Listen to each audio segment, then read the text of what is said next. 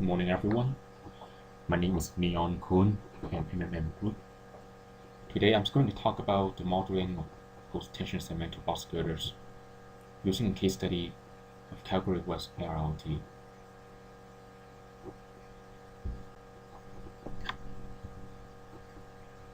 First, I will start with to have an overview. We're going to talk about the post-tension segmental concrete bridges. And the second part is the case study of Calgary West LRT. The third part will go over the modeling techniques and applications in the design process, followed by a conclusion.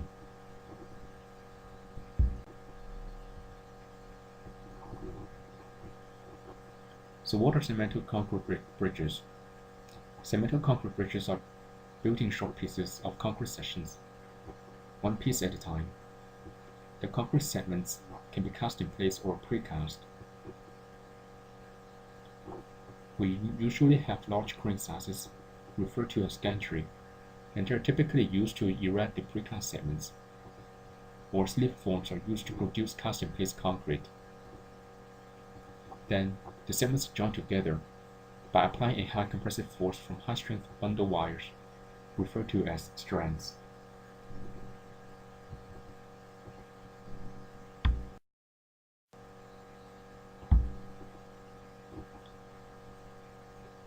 This slide is showing a precast segment and a batch plant. This picture is showing the precast segment that is going to be used for balanced cantilever construction. And the second picture is showing the precast segments that is being erected using the overhead gantry.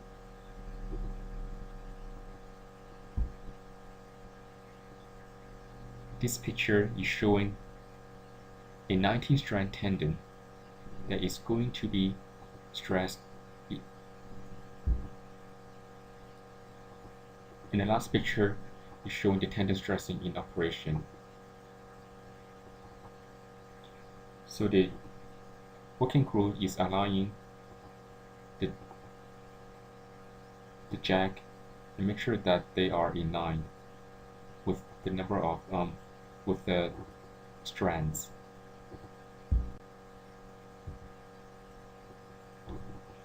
This slide we're going to talk about some of the issues that needs to be considered in segmental bridge construction.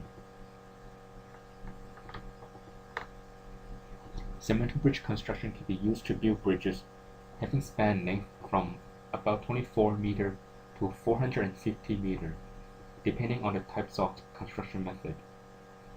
If the scale of project is large, meaning there are many repetitions of similar span length, limited site access due to active highway or railway traffic, or above water body, segmental bridge construction can be very economical. Because the segments are usually precast, you can include various aesthetic features on a precast segment. The precast segments are usually produced in a precast plant, and as a result, the quality assurance or the quality control can be easily established. And due to the complexity of the equipment used and erection methods, continuing engineering services are typically required during various stages of construction, such as tendon stressing and girder alignment control.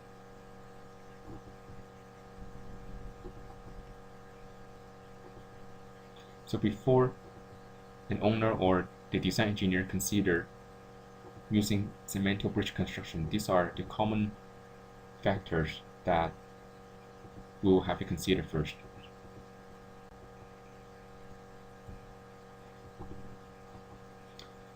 We're going to talk about various types of segmental bridge construction, and those four common types are the span by span method, the balanced cantilever, incremental launching, and the last one is the cable stay bridge construction.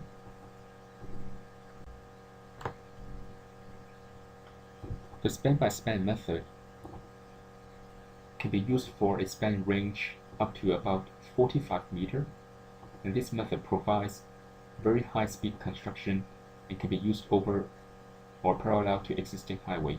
The gantry consists of a steel truss with front and rear supports. The speed of erecting one span is typically one span per 4 days.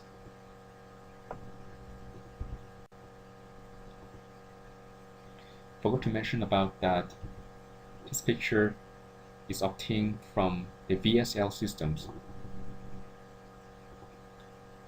This picture is showing the balanced cantilever method. The balanced cantilever method can be typically applied on span range between 48 meters and 135 meters, although span as long as 240 meters has been built before. The segments are being erected and stressed in a more or less symmetrical manner about the pier. Tendons are typically placed in the bottom near the midspan and in the deck over the pier. As the construction progresses to the midspan, a closure pour is performed to complete the span. Erection speed is typically 2 to 3 piers per day.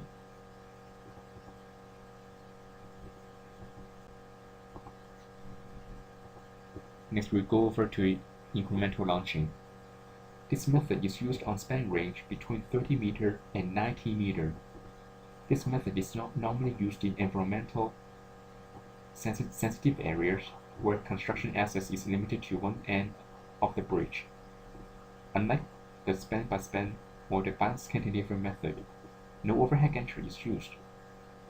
Each span is cast and stressed in a casting bed at an abutment and is attached to a steel launching nose.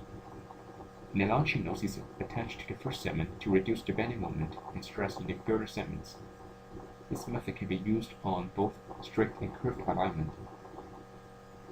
The launching mechanism is achieved by means of high-capacity hydraulic jacks and low-friction sliding bearings with lateral guides.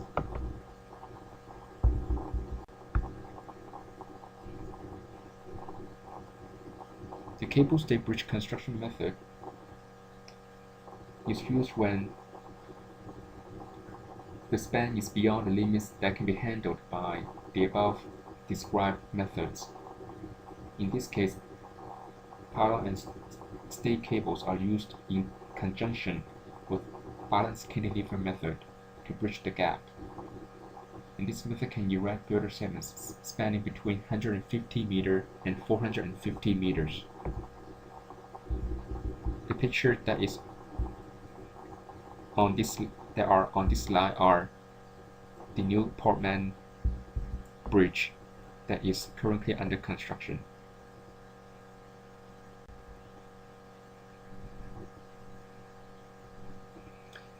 Let's go over some of the typical concrete box girder section.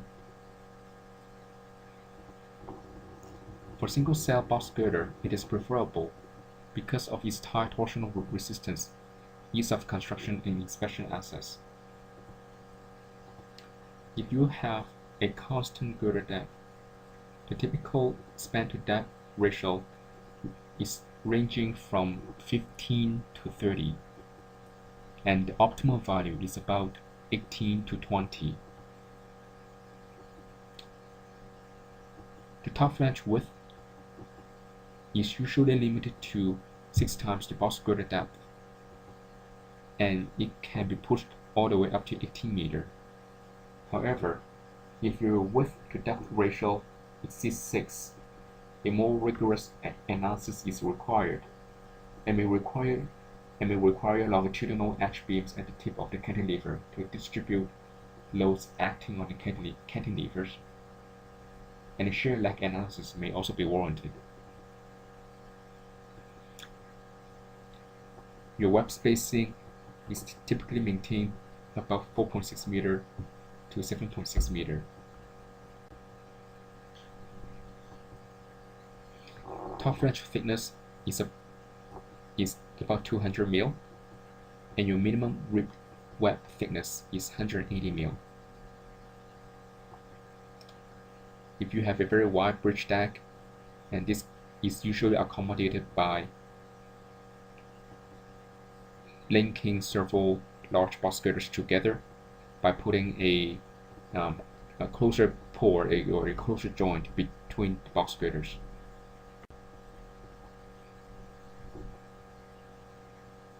This picture is showing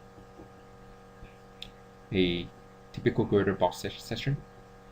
As a matter of fact, this picture is extracted from the ASBI, the American Segmental Box Girder Institute website, and they're working in conjunction with the ASHTO. And on their website, there are a list of standard box girder sections for designers or engineers or owners to establish a preliminary box girder design.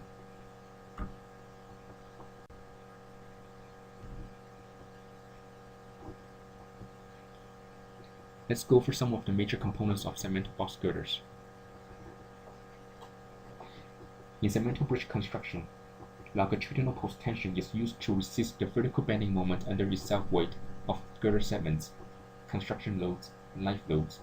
Sometimes transverse post tension is used in the deck to resist locally high transverse moment due to large cantilever or life load.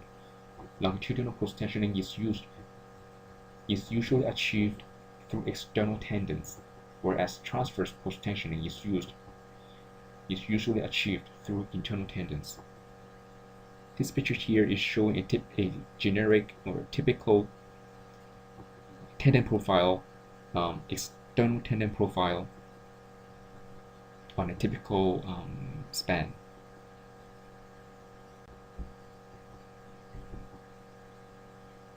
This picture is showing 6 tendons anchored at a deviator at mid-span.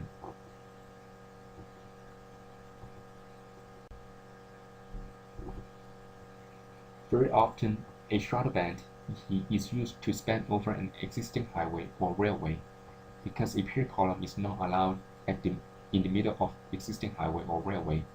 Also, the dimensions of the cab beam is limited to a certain size due to vertical clearance or aesthetic purposes. And so to increase the moment capacity of the cab beam to resist the high reaction from the self-weight of the girder segments and life load, internal transverse post tensioning is used, and the connection between the bent columns and the cab beam can be an integral or a pin connection.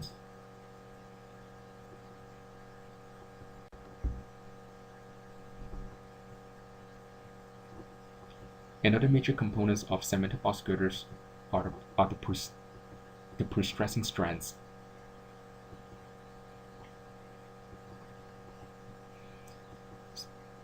Usually, each strand is composed of 7 bundle wires, low relaxation, and a number for low relaxation is usually within 5%. Tensile strength of the strand is 1860 MPa. The size, the diameter of the strand is usually 13 mil or 15 millimeter diameter, and that comes out to be 99 millimeter square or 140 millimeter square. The duct size, which is used to house the tendons, has to be a minimum 2.5 larger than the net area of the post-tensioning strands. The most important thing here for tendons is the corrosion protection. Usually you want to provide 6 levels of corrosion protection. The first one is your membrane or sealant at the exterior surface of concrete. Next one is your concrete cover. The next one is the HDPE or the high density polyethylene duct. Next one is your grout. And then next level is sheathing or coating. And this last one would be having a proper design detailing and also construction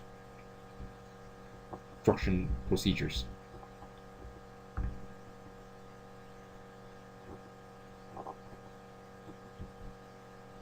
This picture is showing the level of corrosion protection for internal tendons. And again, courtesy to FHWA.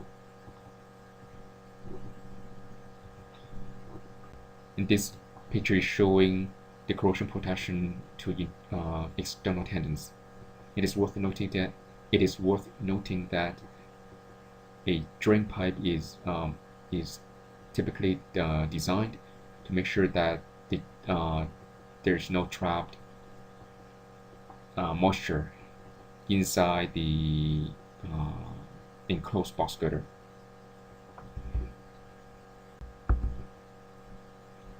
Another major component for segmental box girders are the external deviators and the anchorage blocks. External deviators are used as intermediate anchorage point to transfer the vertical component of the post-tensioning force. However, the anchorage blocks provide an anchorage point at the end of the span to develop the required post-tensioning forces.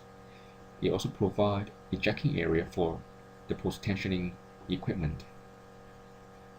And because the tendon stressings occurs at the anchorage blocks, therefore, its special attention and design details are required to increase the levels of corrosion protection at anchorages.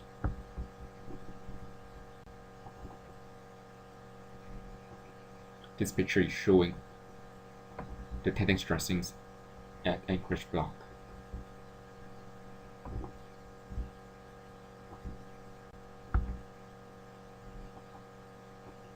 So some of the design aspects of post-tension box girders. The design codes that engineers normally follow are the ASTRO LRFD bridge design specifications and the ASTRO guide specifications for design and construction of segmental concrete bridges. The Canadian code lightly touched on the design of post-tension box girders. So usually engineers refer to the ASTRO code for the design of post-tension box girders. At the ultimate load cases, you normally consider the flexure, shear, and torsion, and the axial force, and also you have to look at the bursting at anchorages, making sure that your post-tensioning forces is not too high, and also the jacking of superstructure during launching. This will have to be considered if your superstructure is erected by incremental launching at the surfaceability limit state. Stress within concrete segments and at segment joints will need to be considered. One of the major issue is that the box girder segments are not opened up or have a gap during the surface life. So it is very important, or typically we want to maintain the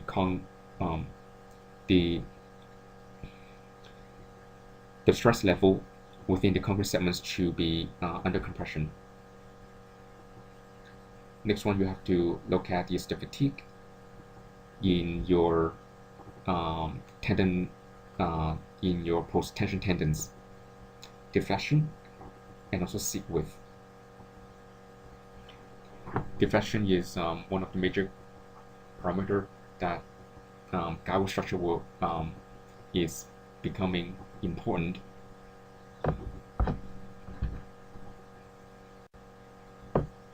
Some of the factors that can affect the expected performance of post-tension concrete bridges: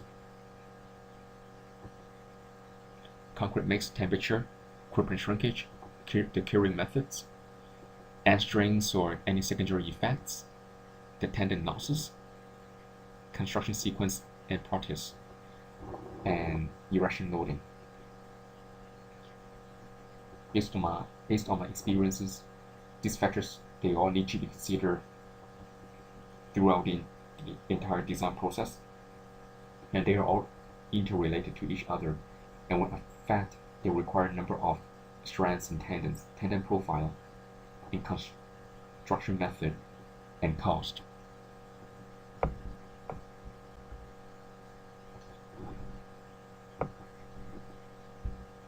That was the end of the first part. Let's get started on the Calgary West LRT case study. And I have prepared you a video, and the length of this video is about 5 minutes. 4 minutes actually.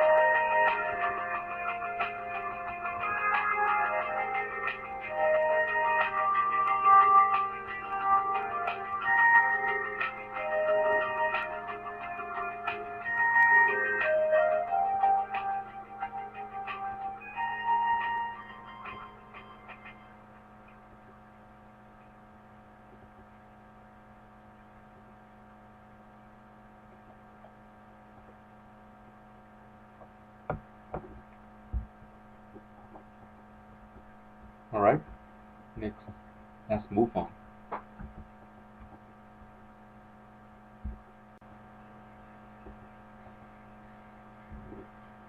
The Calgary West LRT. The total length of the Calgary West LRT is about 8 km, extending from the west end of 7th Avenue downtown to 69th Street southwest. This transit corridor consists of track works on elevated guideway, trenches, tunnels and grounds. Test run has already begun earlier this year, and the expected opening schedule for public service is in early spring 2013.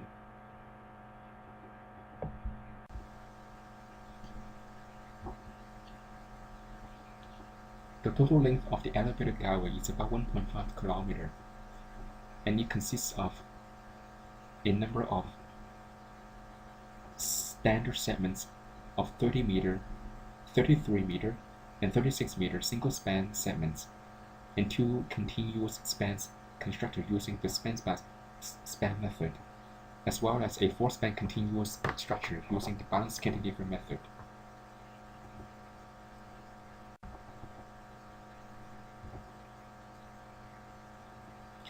Just give you some geographical reference. What it shows here is the start of the Calgary West LRT,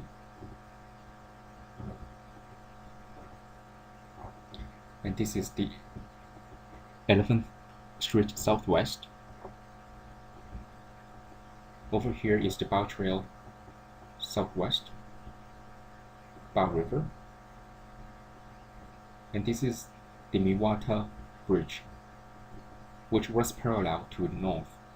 So the north arrow is pointing toward this way.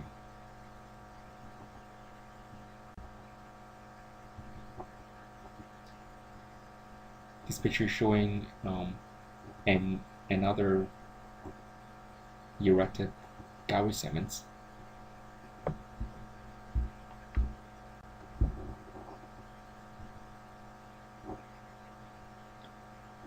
This is the type of lodging trusses that is used to erect all the precast segments on Calgary West LRT.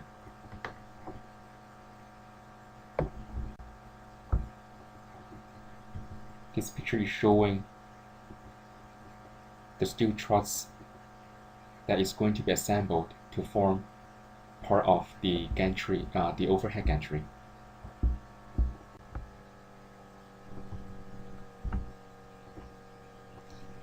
This picture is showing the cured end segment at a batch plant, and you can see that all the inserts that are left in place for the post-tension tendons. And this picture is showing the steel form for the end segment casting.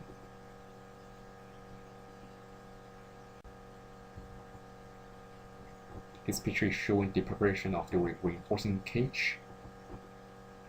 For all the standard gallery segment, all the reinforcing is galvanized, and this is one of the requirements for the project.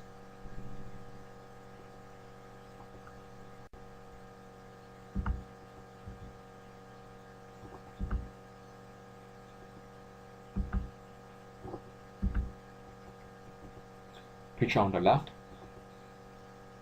is the precast segment for balanced cantilever. Picture on the right is the precast segment for the span-by-span method. And the weight of these two segments is roughly in the order of 26 metric tons.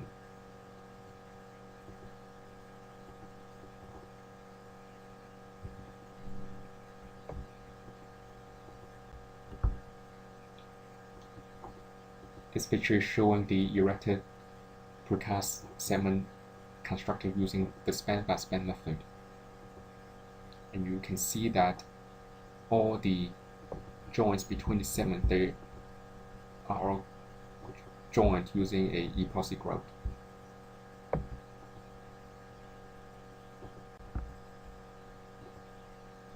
This picture is showing the erected girder segments using the balanced cantilever method. For your reference, the height of this pier is in the order of 19 meters. Just to quickly mention about the seismic design of the Calgary West LRT, Calgary is not sitting in an active seismic zone, so therefore and however, because of the importance of this guideway structure that is categorized as a lifeline bridges. So therefore,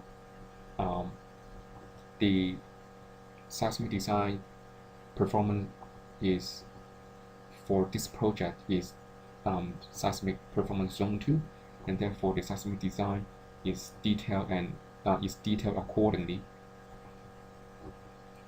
And in these cases, the window design is one of the major design issue on this skyway structure.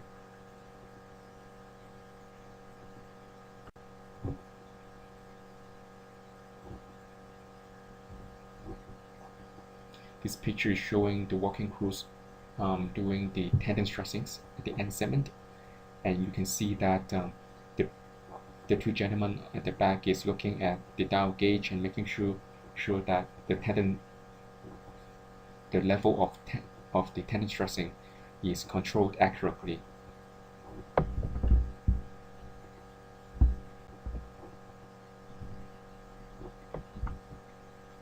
This picture is showing the two-span continuous with integral connection at the Straddle Bent. The construction was built over an active CP railway. This segment is curved in alignment, which makes it more difficult in detailing. The temporary formworks was used to support the cab beam.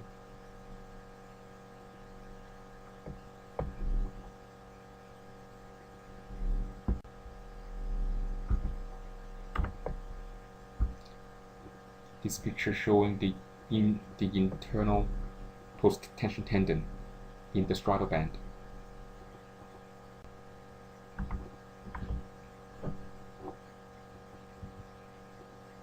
This picture is showing the curing condition during the winter time.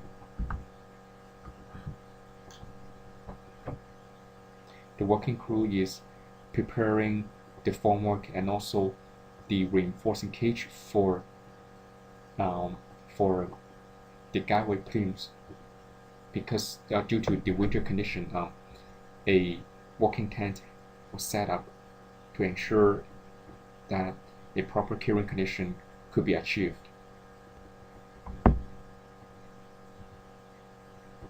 And that was the end of the second part, and we'll move on to the third part, which is the modeling demonstration of a two-span continuous structure.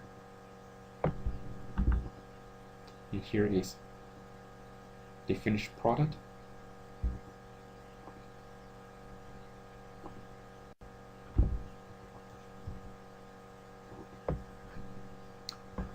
Giving you some general idea of the plan view. The length of this structure is 36 meters on the west span and 42 meters on the east span.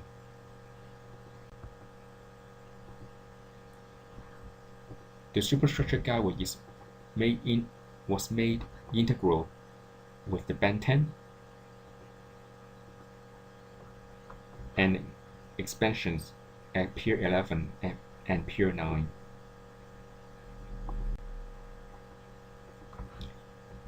Another section showing the elevation view.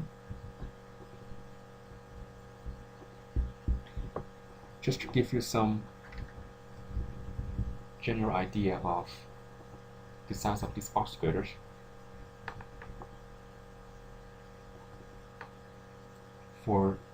On the Calgary West LRT, the overall bridge width of the box girders is in the order of 9.6 meters, and the overall box girder depth is in the order of 2.1 meters.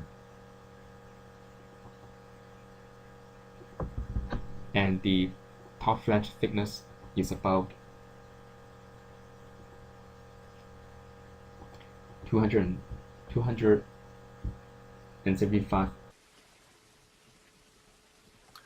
Okay, I just figured out how to view the questions people were sending me. One question is, can you comment on deck rebar for skewed bridges? Generally, I believe that the cutoff is something like 10 degrees. ODOT recommends turning that 90 degrees to the girders, just because your spans start to get very long if you skew the rebar on a heavy skew. You also don't want to get the two mats of rebar that close to parallel to each other.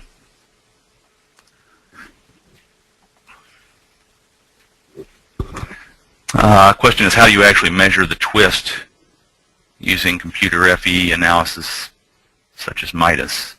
You can't get, there are many methods in MIDAS. You can get measured node rotations in MIDAS. You can also, if you have a multiple node element like a plate element girder, you can look at deflections between nodes in that element to measure the deflections. Like if you're looking at the slope of the web, you can take the top and bottom node of the web and get a differential slope between those two. What type of connection between the cross frames and the girders is used in the FE model?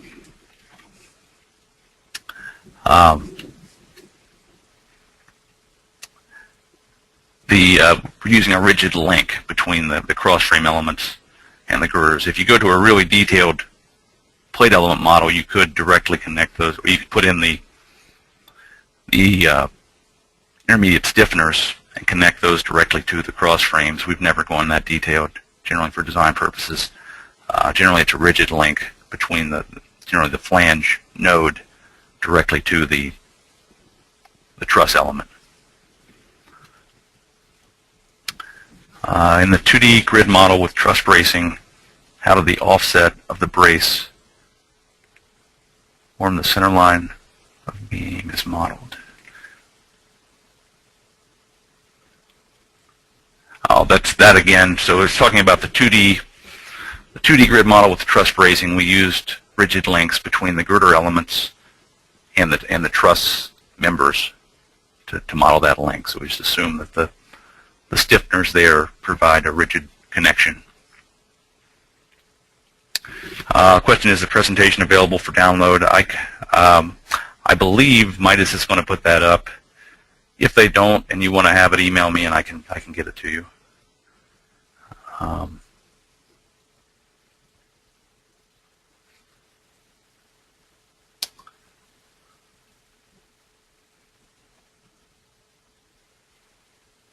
There's a question about integral end bends on skewed bridges, and yes, that an integral end bent is basically an end cross frame, except it's much more stiff.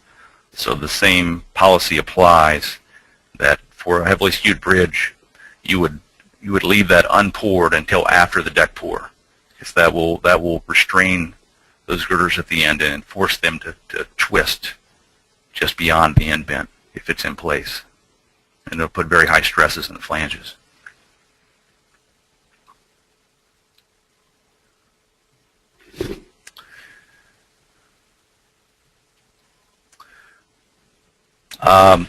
Question about shell elements.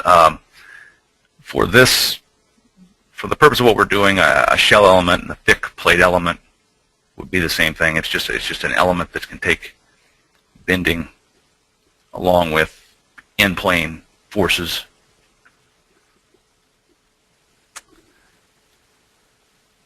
And it's probably the most appropriate thing to model a web action in a girder.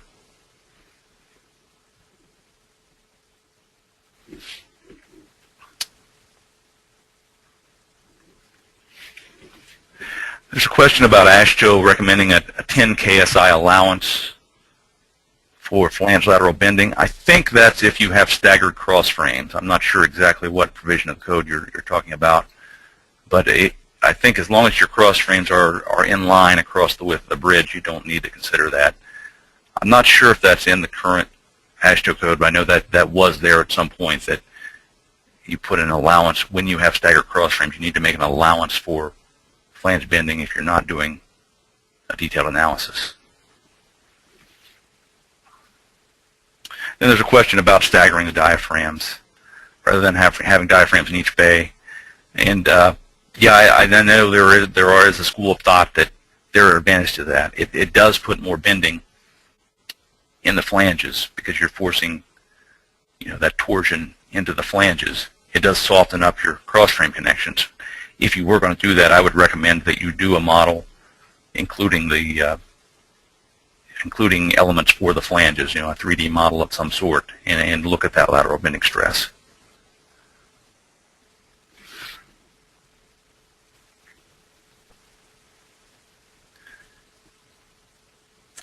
Question is the method of detailing the diaphragm fit placed on the plans in Ohio. It's in their material specs for steel girders.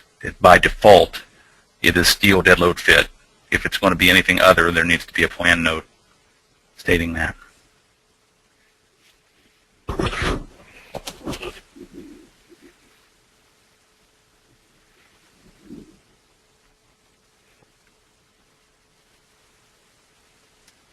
That's all the questions I'm seeing so far. If you do want me to send you the presentation, my email again is travis.butts.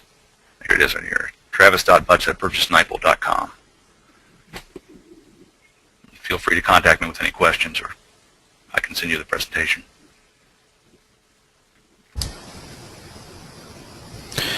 All right, Travis, thank you again for answering the questions. So please send us, if you have any more questions, to Travis, or send it to our email at MIDASoft@MIDASuser.com. We will be sharing the recording in a couple of hours, and if you want the presentation files, you can also contact Travis. And thank you so much, everybody, and you have a great day. I will be ending this session and waiting for your emails. Thank you. Bye. Profile all the geometry, material properties accurately in the model. Another challenge that was faced was the excessive amount of flexural reinforcing that was originally required in the band beam. And because of this, there is an issue of proper concrete placement because of a congested area for the regular ring. What we had done was to use internal post-tensioning to replace the flexural reinforcing, and as a result, all these internal post-tensioning that is in the cab beam were accurately defined in the model and also in the construction stage analysis.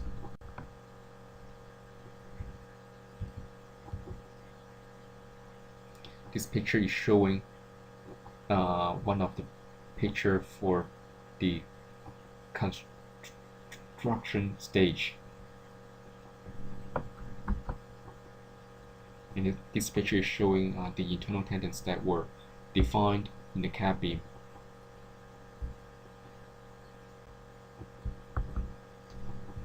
The next slide is showing the rendering effect. This is the pier column,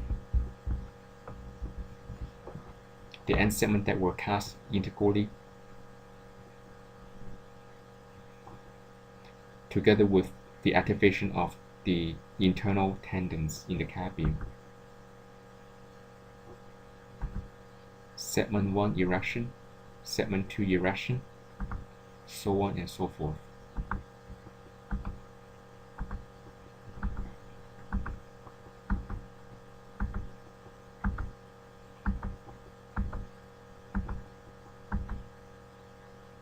Post-tensioning of the 42-meter span, erection of the 36-meter span segments. Note that there's no post-tensioning for the 36-meter span yet.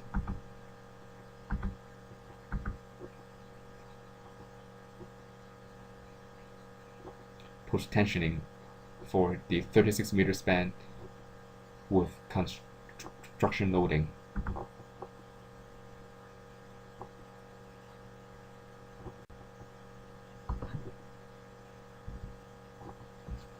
Once the model for construction stage analysis was done, then you can define your moving load. The program offers you the Canadian and Australian LRFD code. Traffic links can be defined based on beam or plate elements. The program can consider a number of subload cases and perform independent analysis of each subload case and provide the maximum and minimum results at a particular location, or run combined analysis of all subload cases and provide the maximum and minimum results. One thing that is worth noting was that the dynamic load factor in the Canadian code it is automatically built in the program. What Canadian engineers do was to either factor down the dynamic load factor, or they will do the factoring in the post-processing stage. In the next version of MIDASoft, this will be changed to allow the Canadian users to manually enter the dynamic load factor.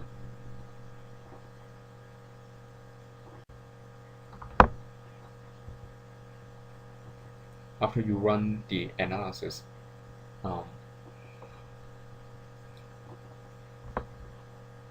the designer can use the tendon time dependent loss graph to check or compare the tendon stressings in the field and the theoretical values based on the model. And take Calgary West LRT as an example, the difference was within 5%. So it can be ensured that the tendon stressings was the proper level of tendon stressings was acquired during construction.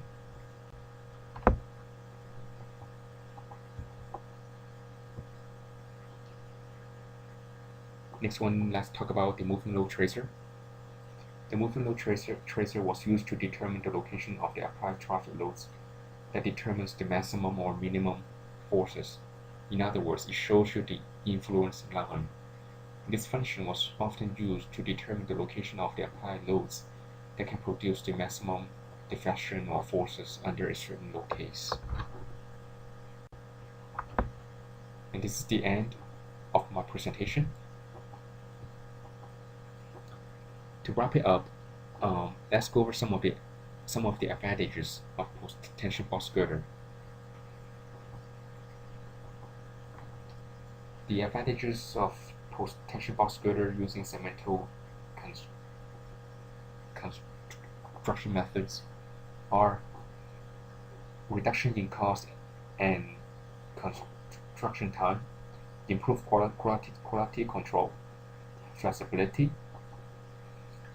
easy maintenance and inspection, and excellent torsional strength and aesthetic pleasing. Some of the design issues include the shear torsion bending moment under the ultimate load cases. You also have to check the anchorage blocks and deviators for bursting effect, and also construction loading, wind load, earthquake loads. And you also have to consider the stresses within the segments and at joints, and more importantly, fatigue and deflection. Some of the challenges that were faced during the construction of Calgary West LRT include the mother nature, the weather, existing commercial buildings and traffic, the curve alignment of the guideway, and the active railway. Some of the useful modeling techniques I found were nodes and elements renumbering, provide structural groups and boundary groups as work is being progressed, or your model is being progressed, and also try to maintain a constant unit during model definition stage. Very often, when you are defining your material, sometimes you are changing the unit, and occasionally you could have another unit that was out of your control, and you can end up having a very large properties or very small properties, and that can give you a very unreasonable result. So my recommendation is to try during your design definition stage, try to maintain a constant unit. And the last one is the moving load tracer.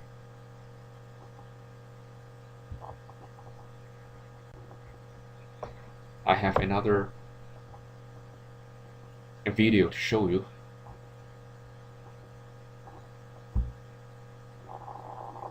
That is the end of the presentation. Here I'm showing this slide to demonstrate some of the design resources that are going to be useful for engineers that are designing the segmental concrete bridges. Thank you for your time.